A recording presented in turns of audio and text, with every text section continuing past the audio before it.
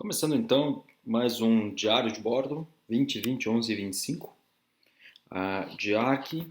Começando antes de mais nada, eu já coloquei dois vídeos. Na verdade, eu coloquei três vídeos já. Eu peguei lá do semestre passado.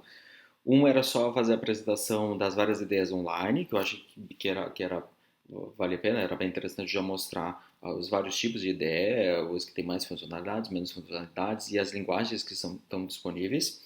E no caso, eu comecei a ler desde o lado Nine, que foi a primeira ideia que eu usei por pelo menos um ano, e aí eu fui avançando até chegar no Gitpod, que é para mim hoje a ferramenta que melhor se adequa ao meu tipo de perfil de usuário, o que é muito próximo do que eu uso no Visual Studio Code, então eu acho bem interessante. Mas antes de falar sobre isso, até porque os vídeos já mostram não só a apresentação das ideias, mas também uns primeiros passos ali para usar o Gitpod, eu quero mostrar algumas extensões que eu uso aqui no Google Chrome que eu acho muito interessantes, até para também poder trabalhar não só com o Gitpod, mas várias outras ferramentas. A primeira extensão que eu quero falar é o HTTPS Everywhere, em que ele tenta, sempre que possível, abrir a página numa versão HTTPS. Então, se ela oferecer HTTP e HTTPS, mas não tem um redirecionamento automático de um para o outro, essa extensão sempre vai me ajudar. E na verdade eu fiz uma configuração mais restritiva, em que toda vez que não tiver uma versão HTTPS, ele antes vai abrir uma página me mostrando que, um alerta em vermelho bem grande, por sinal, em que essa página só tem suporte HTTP, até para eu ficar alerta se for precisar digitar senha, alguma coisa assim. Eu gosto bastante. Às vezes, alguns testes que eu faço de navegabilidade não funcionam até por causa dessa extensão, mas nada impede de eu desativar quando estiver fazendo alguns testes. Um dos testes, inclusive, que eu uso é uma outra extensão, que é o Web Server, que também ela funciona local, e eu gosto bastante dela, porque ela basicamente faz um servidor web para poder fazer testes, né? Então, às vezes, eu só tenho um arquivo HTML, um arquivo JavaScript, e eu não quero ter todo um servidor web para fazer um teste. Então, para a parte de desenvolvimento, me ajuda bastante. E é por isso que eu gosto, porque ela é simples, é prática, eu mando rodar ela e ela abre. Então, aqui quando for abrir o aplicativo, ela simplesmente vai abrir e vai dizer qual é a pasta, aqui no caso estou usando a pasta de downloads, e ele simplesmente vai rodar e ponto final. É só isso. E então eu já consigo fazer um teste nesse link aqui. Nem lembro se eu tenho algum arquivo. Acho que não. Ah, é o registro de um sobrevivente? Eu ainda tenho o histórico lá do meu antigo livro que eu estava escrevendo, mas já do semestre passado, mas eu não quero mostrar, até porque tem um vídeo falando sobre isso. Então, tá aqui o web server. Eu vou parar ele, porque não tem necessidade. Aqui é só clicar em iniciar parar. Então, só isso me ajuda. Outra extensão que eu gosto, em que eu uso bastante, na época que eu estava trabalhando só com Chrome OS, agora eu estou usando outros sistemas, mas antes eu estava só no Chrome OS, então eu tinha um SSH rodando direto em JavaScript numa aba do navegador. Então, numa aba eu tinha um e-mail, na outra aba eu tinha um terminal. Era muito prático mesmo. Então, mesma coisa, só abrir aqui, ele vai para uma aba a mais. No caso, vai abrir já para fazer uma conexão. Tenho aqui alguns acessos. Muito provavelmente vocês devem estar vendo tudo escuro, porque eu vou editar, porque tem algumas informações que eu não vou fazer, senão não podem ver, claro. Deixa eu mostrar alguma coisa. Pronto, pronto. Agora eu já posso mostrar de novo, porque aquilo vocês não podiam ver, então, claro, eu vou colocar aquele fundo preto depois na edição. Outra extensão, claro, vai ser do próprio Gitpod. Ela não faz, na verdade, nada muito especial, ela apenas faz o que vocês estão vendo nessa figura aqui, que é colocar um ícone para abrir o Gitpod. É só para facilitar a vida, tá? Uma extensão super simples. Então, primeira coisa, mostrar todas essas quatro extensões. Eu vou fechar aqui para não ter muito espaço, não ficar processando aqui de uma forma desnecessária. E o vídeo de hoje é uma demanda que foi trazida por vocês, que é rodar, preparar o cenário ali do Gitpod. Eu zerei ali na parte de configuração, eu tinha algumas configurações, como salvar automaticamente um documento, coisas assim. Então eu achei muito melhor fazer ela do zero para como fosse algo semelhante ao que vocês estão fazendo, que é pegar uma conta nova. Aqui no caso o Phaser, como eu falei para vocês, vai ser o framework que eu sempre vou usar para fins didáticos. Então eu vou aqui, vamos lá, avançar. Opa, desculpa, tem aqui já no Learn. para a questão de aprendizado, e desses aqui todos eu gosto muito, eu já testei alguns, então esse que é fazer o seu primeiro jogo, tem português, é português de Portugal, mas não tem problema nenhum. Tá? Às vezes eu imaginei que fosse ter algum problema, algumas expressões que só eles têm, não, até pelo contrário, eu consigo ler tranquilamente. Aqui no caso, eu só vou pegar algumas informações, então antes de continuar, eu preciso, claro, rodar. Então eu vou vir aqui no meu jogo web, no meu repositório, então aqui está a minha organização, Boiada Cara Preta, tem um jogo web, aqui tem as equipes, como eu tinha comentado com vocês, então até sexta-feira, já abrindo aqui um parênteses, que vocês tenham me mandado isso para que a gente possa fazer o fechamento dessa primeira quinzena, da entrega número 1, e para eu poder fazer a avaliação e correção. Lembrando que quem faz na entrega eu vou sempre incentivar, isso eu quero materializar em termos de nota. Então eu já tenho ali a premissa, eu já tenho as definições, que é uma coisa que eu estava fazendo, eu tinha começado ontem, hoje eu já coloquei alguma coisa, e aí eu fui construindo. Tanto é que esse documento, só ainda nesse parênteses, se eu pegar o histórico dele, vamos lá, deixa eu ver se ele vai mostrar. É um documento que eu mexi pelo menos 4 vezes, então é interessante até eu poder depois ver essa linha do tempo do que está acontecendo. Mas vamos voltar aqui ao jogo, só abrir esse parênteses aqui rapidinho, só para mostrar. O que eu quero mesmo é este botão aqui, em verde Gitpod, que ele foi adicionado à aba. Não sei se vocês devem estar com a interface nova ou antiga, essa aqui até onde eu lembrei a interface nova do GitHub, então às vezes tem alguma diferença, mas a posição do botão deve ser a mesma. Então, basicamente, eu vou clicar ali em Gitpod, ele vai colocar ali na URL gitpod.io/sustenido, e a URL é o endereço do projeto. Nosso projeto está vazio, não tem nada demais.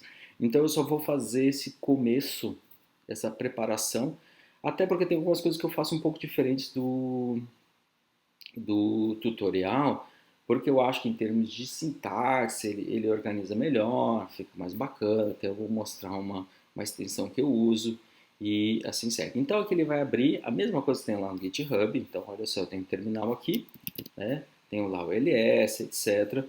Aqui tem uma questão que ele já vai mostrar, porque ele viu que tem um arquivo, que é o .gitpod.yml, o YAML, onde ele não consta no repositório. Então ele pode dar algumas sugestões de quem quiser usar. Eu particularmente sempre faço, tá? Então eu só vou vir aqui em Setup Project, onde ele vai dar alguns passos iniciais, depois eu só vou dar uma navegada, onde ele vai criar esse arquivo de configuração, porque toda vez que eu abrir esse repositório a partir do GitHub, então ele está lá criando, lá preparando. Então ele já vai colocar alguma extensão, etc. Então aqui se eu quiser já iniciar o projeto, por enquanto eu vou só dar um Enter, está vazio. Mas em breve a gente vai colocar o nosso servidor, muito provavelmente vai estar em Node, onde ele vai fazer a parte de conexão via WebSocket, de conexões web, para que a gente faça Enter. É só isso, não precisa. Eu pulei? Não, está avançando.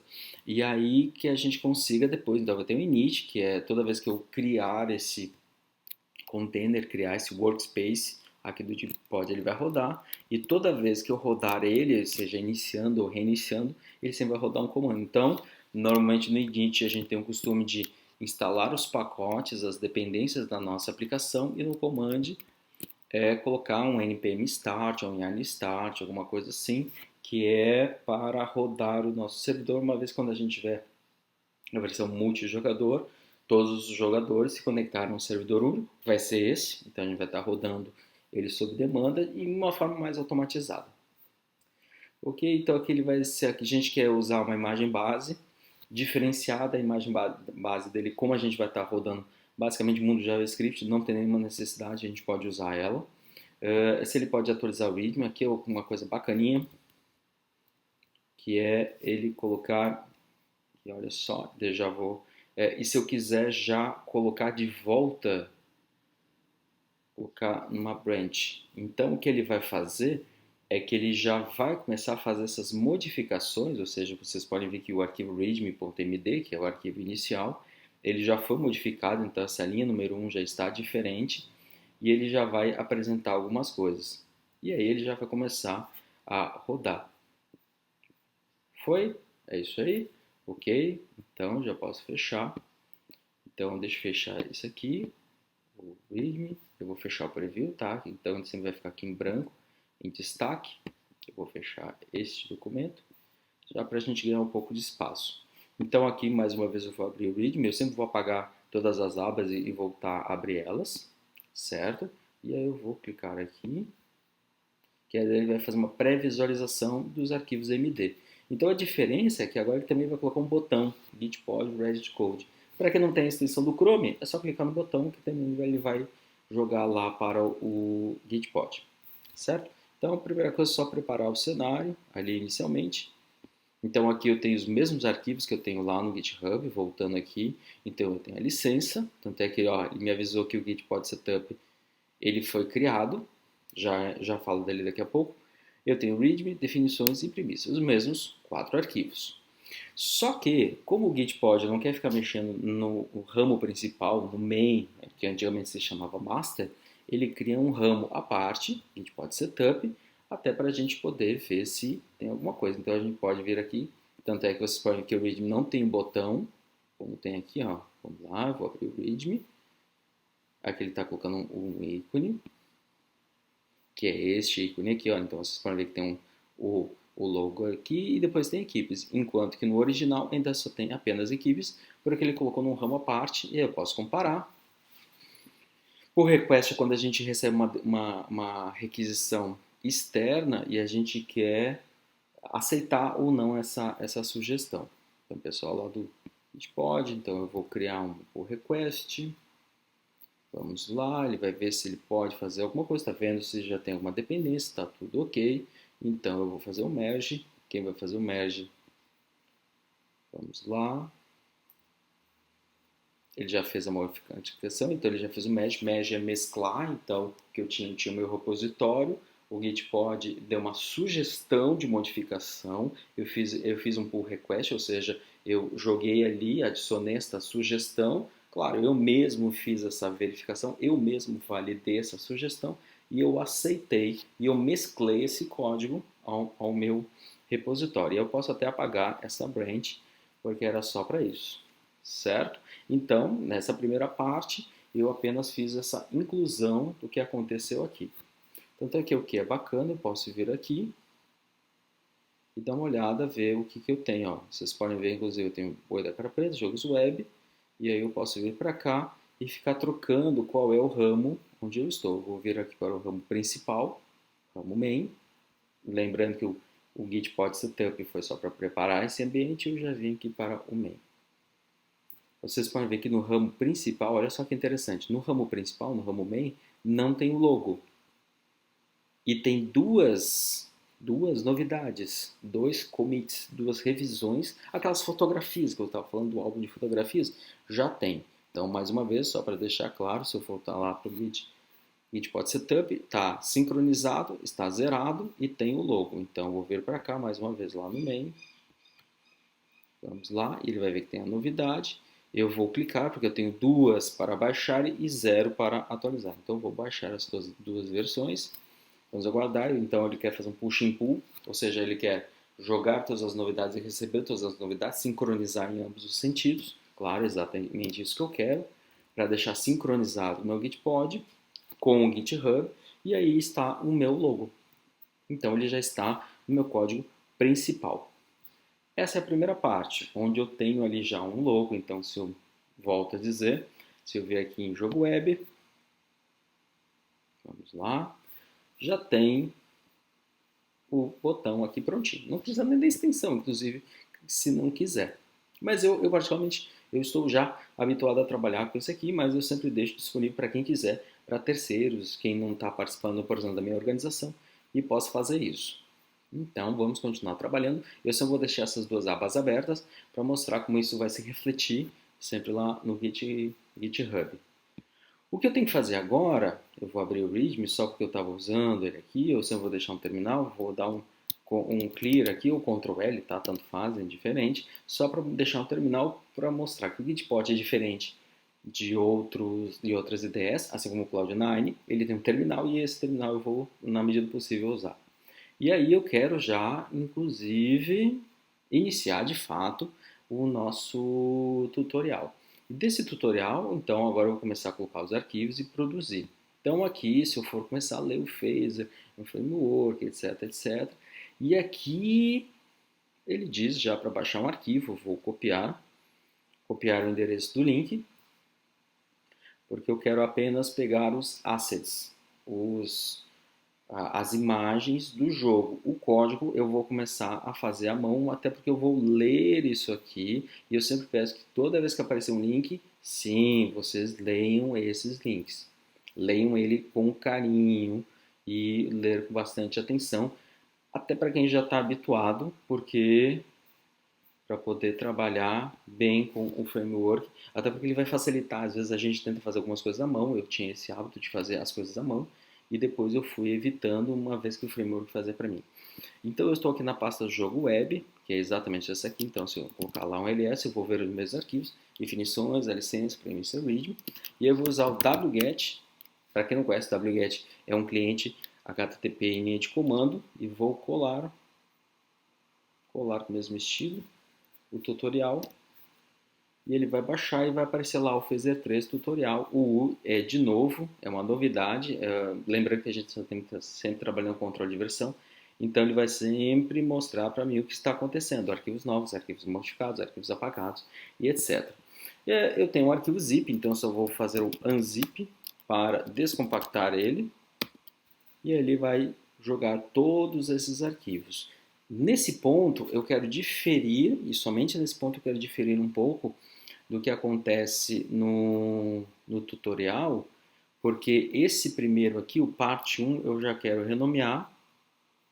Vamos lá, renomear para index.html, que eu vou trabalhar apenas nele. E todos os outros, se vocês quiserem ou não, eu particularmente apago os outros arquivos, tá? Até o arquivo zip. Eu vou realmente apagar esses arquivos. Eu podia às vezes usar como cola, mas qualquer coisa eu baixo de novo se eu precisar.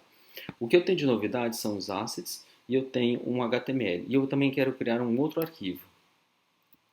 Então eu vou ter um HTML e um JavaScript. Eu vou ter dois arquivos. Eu separo o HTML do JavaScript por um motivo bem simples. Quando eu venho aqui nas extensões, eu quero instalar uma extensão que se chama Prettier. E quando eu escrevo certo, é mais legal ainda. Essa extensão eu já uso ela há algum tempo. Eu vou instalar ela para este projeto, então ela vai colocar dentro daquele Gitpod YAML, onde é uma extensão tanto da família Monaco aqui desse editor, então para Visual Studio Code quanto para o Gitpod ele é funcional. Ele me ajuda a fazer a formatação. Então se eu abrir um HTML aqui, vocês podem ver que bem aqui embaixo tem o Prettier. Então quando eu colocar em salvar, ele deve formatar para mim. Ele provavelmente não vai fazer isso, então antes eu tenho que vir aqui nas configurações, lá, settings, e abrir as preferências. A ideia é que toda vez que eu salvar, automaticamente ele vai fazer, ok, então vamos colocar aqui de tudo isso, eu quero a parte de formatação. Então, quando eu colar, ele já vai formatar, quando eu salvar, ele já vai formatar. E quando eu estiver escrevendo, vamos lá, formate on save, formate on type. Então eu quero que ele formate sempre que possível meu código para que ele sempre fique bonitinho. Eu mexia, como eu já comentei com vocês, eu mexia bastante com Python, então a indentação era obrigatória, então o código, gostando ou não, ele tinha que ficar bem apresentável. Já o JavaScript, como a gente usa ponto e vírgula, a gente não precisa colocar as linhas para separar, então às vezes o código pode ficar bem feio e mesmo assim ele vai estar funcional. Para evitar isso, para consiga ter legibilidade, eu sempre vou colocar o Prettier usando esses formatadores. Então, ó, Format on Paste, Save Type, só para me facilitar a vida, porque quando eu vier aqui e tentar salvar, ele vai deixar o código bonitinho, então às vezes eu posso dar uns Enter, talvez não fique tão legal, e ele vai lá e coloca ali pertinho para ficar simpático, certo? Só vou tirar essa aba porque não tem mais necessidade. E aqui vocês podem ver que tem todo o HTML, deixa eu voltar aqui para o navegador. Então eu tenho um arquivo HTML mínimo, né, porque é a primeira parte, por isso que é parte 1, do tutorial. Então aqui tem um código mínimo, aqui vai ter também um index, ele vai estar zerado. Então, como eu falei para vocês, eu quero separar esses dois códigos, justamente por causa da formatação que o Prettier, que o próprio ambiente me dá. Então, aqui no caso, quando começa script, de script, então eu vou pegar todo esse bloco aqui, ó, de script até script, opa, o que tem dentro, melhor dizendo, ó, tudo que tem dentro. Eu vou recortar, deixa eu colocar aqui para que fique melhor. Eu vou recortar, vou colar,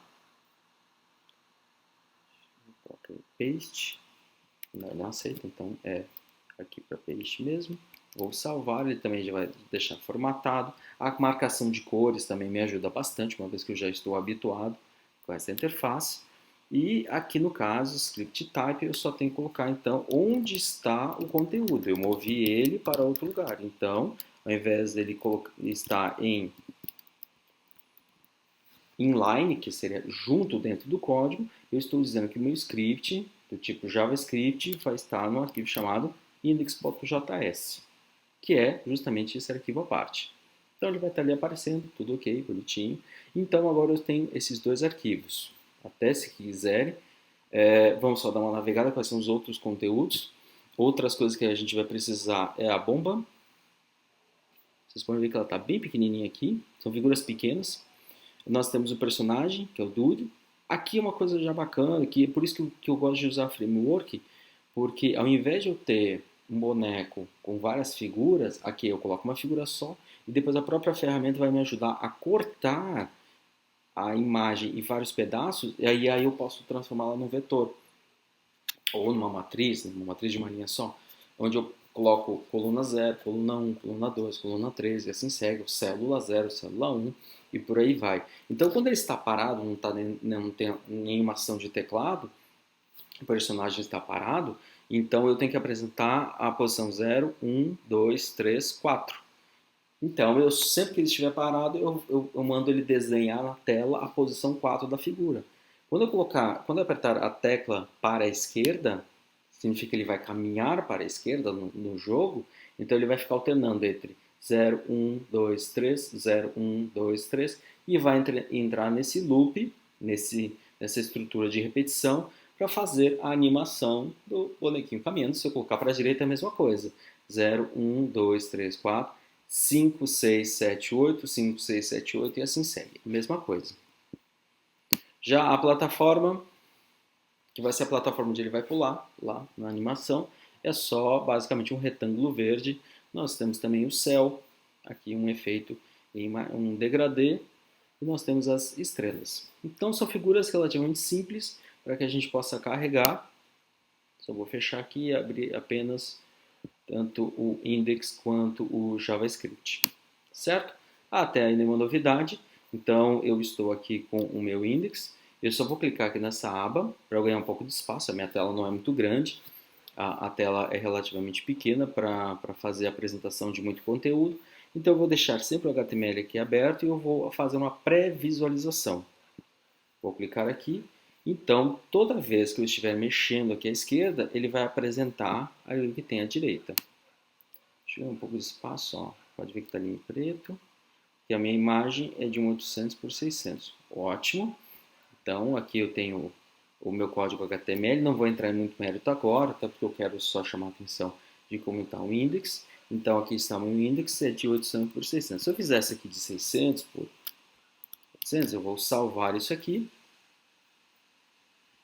Eu só vou fazer alguma modificação, vou salvar ele também, vamos lá, ó, vou salvar, fazer uma modificação, que ele automaticamente vai atualizar o que tem à direita. Então vocês podem ver que aqui está index.html e index.html. Sempre que eu salvar esse arquivo, ó, eu vou colocar um monte de espaço, lembrando que ele vai formatar para mim, então ele vai tirar esse espaço inútil, e aí ele vai atualizar a imagem da direita. Se eu apenas mexer no JavaScript, ele não vai fazer nada. Então, eu vou voltar ao meu tamanho de 800 por 600, vou salvar, pode ver que não vai mudar a informação porque ele está fazendo a pré-visualização do HTML. Então é a única coisa que talvez quando estiver mexendo do tutorial ele manda colocar tudo num arquivo só que possa ajudar. De qualquer forma, eu acho que já está bastante interessante. Eu só vou tirar aqui Part 1, então na verdade vou salvar. E aí eu vou começar a fazer, de fato, a execução. E aí ele começa a explicar justamente sobre isso. Primeira coisa é a configuração do meu ambiente, onde o phaser ele vai tentar automaticamente detectar a melhor forma de apresentar com ou sem aceleração gráfica. Lembrando hoje que os navegadores hoje eles são muito poderosos em relação a isso. Se vocês fizerem vários testes 3D, realmente o navegador vai acessar a placa de vídeo na medida do possível, ou alguma GPU, um processamento dedicado. Isso ele vai fazer automaticamente, então ele vai colocar as dimensões de 800 por 600, e ele tem aqui 3 etapas. O preload, que é o pré-carregamento, então eu tenho uma cena, abre e fecha chaves, onde eu vou fazer um pré-carregamento dos recursos, no caso a bomba, a estrela, o personagem, o papel de parede, que é lá o sky, o céu de fundo e as plataformas. Eu vou criar os objetos, ou seja, vou posicioná-los na tela e depois eu vou fazer a animação deles. Então são esses 3 momentos que são justamente 3 funções. A função onde eu defino tudo que é pré-carregado, depois eu pego tudo que foi carregado em memória e colocado isso devidamente nos seus devidos lugares. E depois eu começo a fazer a interação e a animação deles. Então por isso que eu tenho primeiro a configuração. Eu crio um objeto, por isso que a orientação a objetos é importante. Por isso que é bom fazer aquele curso da Udemy ou aquele curso da Rocket City. Então eu vou criar um objeto chamado game, onde ele vai chamar um novo game lá do phaser, usando toda a configuração. Então, dessa forma, eu consigo criar um objeto, definir as suas funções, e aí eu começo realmente a avançar em relação a isso. Então, aqui ele só está explicando algumas coisas sobre o que eu fiz alto, etc. Então, eu só fiz um resumo muito, muito, muito breve do que ele está fazendo. E aos poucos ele está dizendo o que é para fazer. Então, aqui, por exemplo, desse código, eu vou fazer um pré-carregamento. Deixa eu até puxar aqui da função preload, pode ver que ela está vazia, então eu vou copiar todo esse código. Claro, eu estou fazendo isso de uma forma muito mais rápida, né? E eu vou aqui no preload, ao invés disso aqui, vou fazer todo o carregamento, enter aqui, salvar. E o que vai ter é que eu vou pré-carregar, então, o céu, vou carregar uma imagem, que está lá numa pasta chamada Assets, deixa eu só trazer ela para cá. Então aqui está em Assets a Sky, em Assets a plataforma, a estrela, a bomba e o personagem.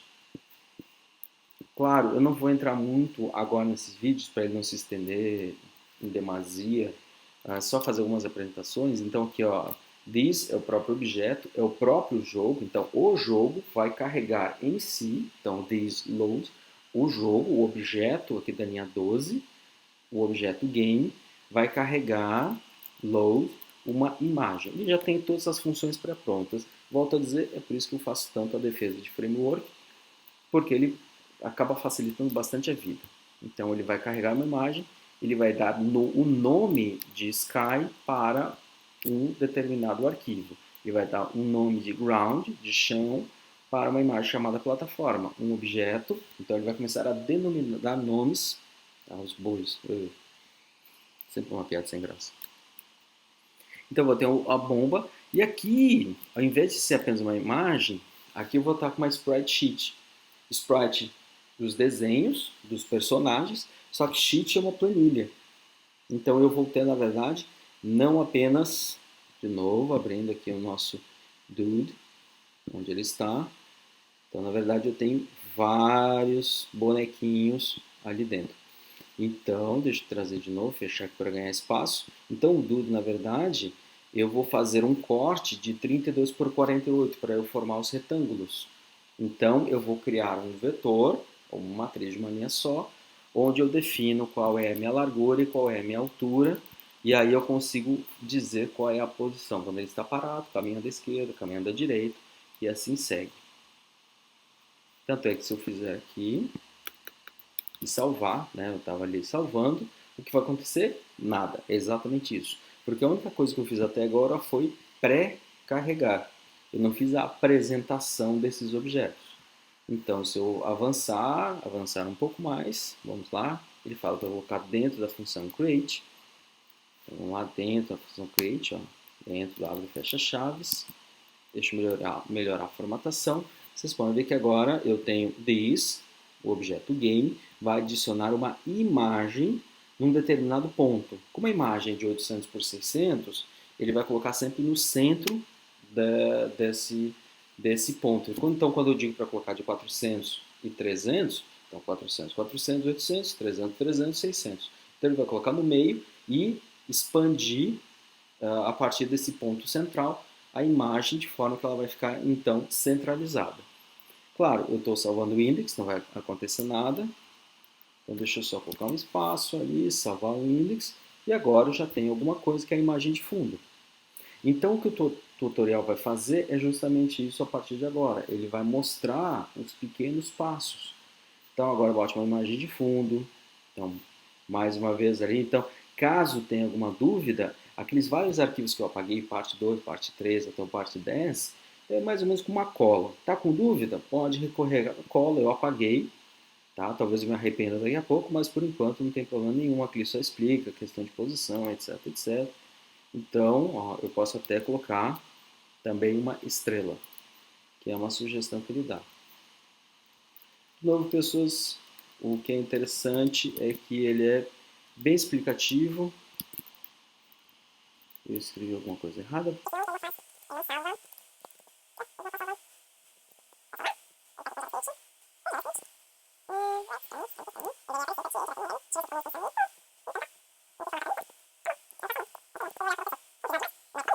Então eu coloquei uma estrela, né? Vou aqui salvar. E aí ele vai posicionar uma estrela no meio da tela. E aí eu vou começar a fazer justamente isso, que é seguir o tutorial, de colocar um objeto, de colocar um personagem, e aos poucos ele vai explicando como é que eu faço isso.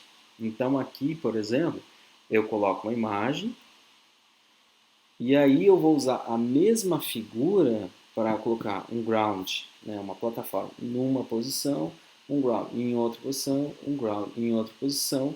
E aqui o que é interessante é que eu vou colocar um set scale, eu vou colocar ela com o dobro do tamanho e eu vou agrupá-las dentro de um grupo estático para eu poder depois fazer teste de colisão. Então vamos lá, voltando para cá, eu vou tirar a estrela, vou colocar esse código.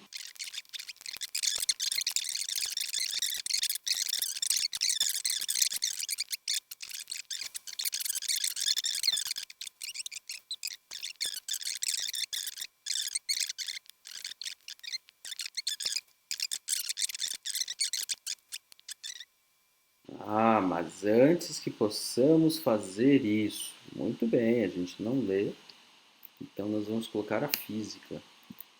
Ah, que alívio. Então nós temos que colocar a física aqui também.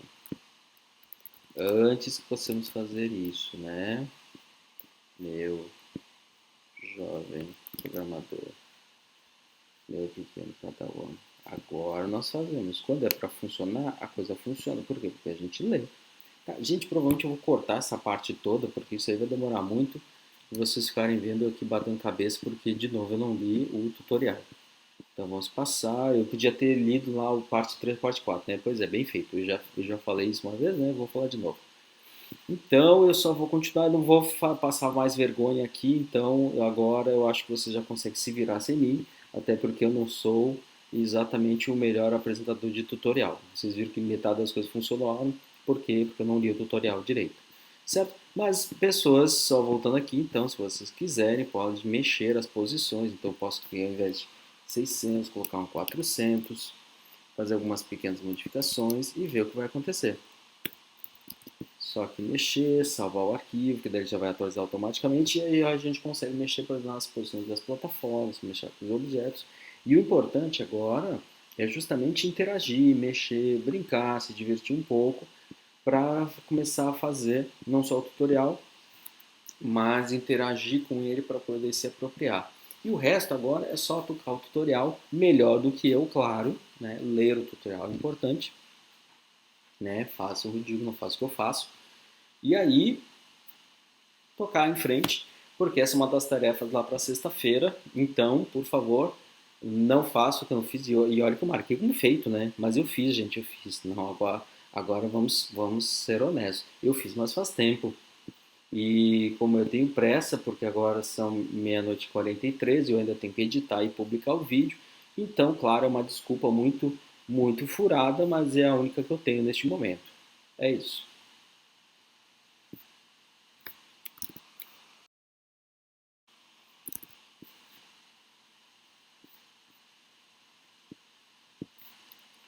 Vou colocar o 600 aqui de volta. Vamos lá, vou salvar esse arquivo. Já está ali do lado, ok. Pessoas, voltando, porque uma coisa que eu esqueci é, uma vez que está pronto, agora seria interessante a gente publicar isso e colocar lá de volta no GitHub, porque o Gitpod, que era uma coisa que eu tinha quase esquecido, ele usa esses containers aí por um prazo determinado. Depois de 7 dias ou 14 dias de inatividade, ele remove esses containers. Então, para evitar isso, a gente sempre vai colocar essas, deixa eu tirar só para visualização, que não tem necessidade agora. Ele vai mostrar aqui nesse ícone aqui, que é o ícone de revisão, tudo o que tem de novidades, quais são as modificações. Então, vocês podem ver que eu tenho um Gitpod YAML, ele vai mostrar, deixa eu fechar esses aqui. Ele vai mostrar o que eu modifiquei no meu arquivo do YAML, quais são as imagens, claro, que eu baixei lá com wget, e ele vai mostrar o index HTML e o index JS. Então, aqui sempre é legal, né, com boas práticas, o próprio GitHub lá na sua documentação, colocar lá no infinitivo um verbo para... Infinitivo? É, né? Ai, meu Deus, que vergonha. Colocar um verbo ali para, então, iniciar o tutorial do Phaser 3. Uma frase bem simples, acho que são até 72 caracteres, só dar um check assim, que agora eu vou bater uma foto. Então, quando ele está em Staged Changes. Só é changes não. Stage changes. Quando estiver nessa situação, eu posso então marcar aqui e aí eu vou bater uma foto, tanto é que pode ver que as mudanças elas já aconteceram e agora sim eu tenho zero lá do GitHub, que é o meu repositório, não vou dizer raiz, mas é onde a origem de onde eu baixei, e eu tenho agora uma versão para enviar. E aí eu vou clicar aqui nessa versão para enviar e vai dizer se eu quero também mais uma vez sincronizar push and pull, ou seja, o em push. Nossa, sempre me confundo. Esse é o básico de inglês, né? E aí ele vai dizer que ele vai fazer essas modificações e vai fazer isso. E vai lá agora sincronizar com o repositório. Então é que se eu vier para cá, aqui no repositório, tá? Pode ver que ele está, eu vou atualizar a página para mostrar de fato que agora eu tenho um index HTML, eu tenho um index JS, eu tenho um Gitpod e eu tenho os assets, que é o código que eu tenho lá equivalente. Caso alguém não consiga fazer essa ação de fazer um push, que é empurrar os arquivos lá para o GitHub, é porque provavelmente tem alguma restrição nas configurações. Então, por favor, venha aqui em gitpod.io. Acho que é. Eu só vou ver aqui em settings. Não. Vocês vão ver minhas variáveis. Não faço isso. Vamos ver se tem tempo. Eu vou botar a tela preta. Tela preta, tela preta. Então, quando vem aqui no Gitpod, eu vou colocar em Access Control. E aqui seria interessante, então, colocar controle de acesso. Às vezes, a configuração básica dele é conseguir apenas fazer a autenticação. Então, se vocês tentarem fazer esse push e clicar aqui para fazer essa sincronização e ela falhar, é só vir aqui em Access Control, e aí marcar que vocês querem poder ler e escrever em repositórios públicos, que é o nosso caso, nossos repositórios são públicos. Caso alguém tenha repositório privado, acho que ninguém, e pode ver as organizações, porque a gente está nas organizações. Eu sempre marco tudo porque eu trabalho bastante com o Gitpod em vários cenários, então eu estou sempre com ele marcado. Se alguém quiser, um cenário bastante confortável é deixar tudo marcado, não vai ter muito impacto, então se alguém não se sentir tão confortável, é só tirar o último de update workflows, mas se alguém quiser, como é o meu caso, como falei, essa é hoje a minha plataforma para isso, e aí é só clicar em update, então ele vai lá pedir uma autorização, o GitHub vai autorizar e aí eles podem então trocar esses dados no sentido de GitHub para Git pode devolver para o GitHub para que chegue aqui no final e aí eu consiga ver meu index.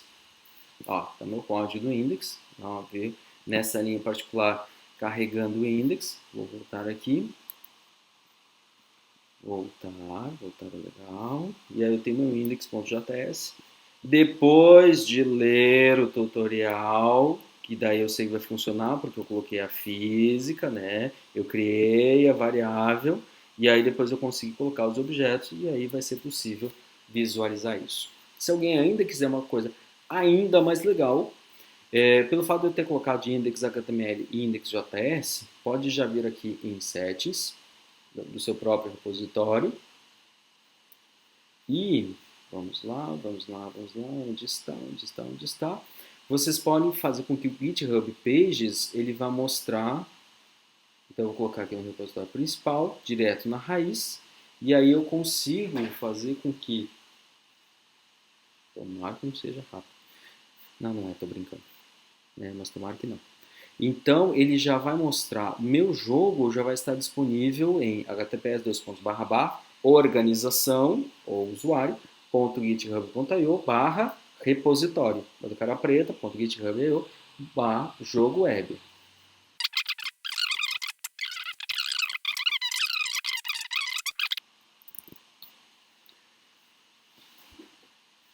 3. Terceira parte do vídeo. Na terceira parte do vídeo, que o vídeo já não sei nem mais quanto tempo tem, era só porque ele estava precisando publicar, tá? Então era só uma questão de paciência. Paciência, eu digo isso para meus filhos, né? Faço o que eu digo, não faço o que eu faço. É uma virtude. Então, se eu tivesse o dom da paciência, o exercício da paciência, era só esperar ele gerar. E aí, ao clicar aqui, olha que bonitinho, ele já vai estar pronto. E mais pessoas. Eu já tenho uma URL toda criptografada, toda segura. Para quem não conhece, é um jeito bem fácil de publicar um HTML com JavaScript. Não vai nos adiantar na frente quando a gente tiver multiplayer, multijogador, mas por enquanto é mais do que suficiente a gente estar trabalhando. Eu quero que a gente faça isso até o final de dezembro, usar apenas o GitHub Pages para fazer isso e depois a gente vai migrar para um servidor, onde a gente vai começar a trabalhar até mais com o sistema operacional, mas por enquanto só trabalhar dessa forma. Se alguém ainda quiser, pode inclusive colocar o seu próprio endereço. Quando a gente estiver lá na frente trabalhando com DNS, provavelmente a gente vai mexer isso, tá? Então a gente mexe com o DNS, mexe aqui, faz algumas alterações, depois a gente vai migrar para um servidor próprio, mexe de novo o DNS, mexe de novo o GitHub Pages, para que a gente faça as integrações dos serviços, certo? Então, mais uma vez, só voltando aqui para cá em jogo web, está terminando, porque o vídeo já está longo, já são meia-noite e 52.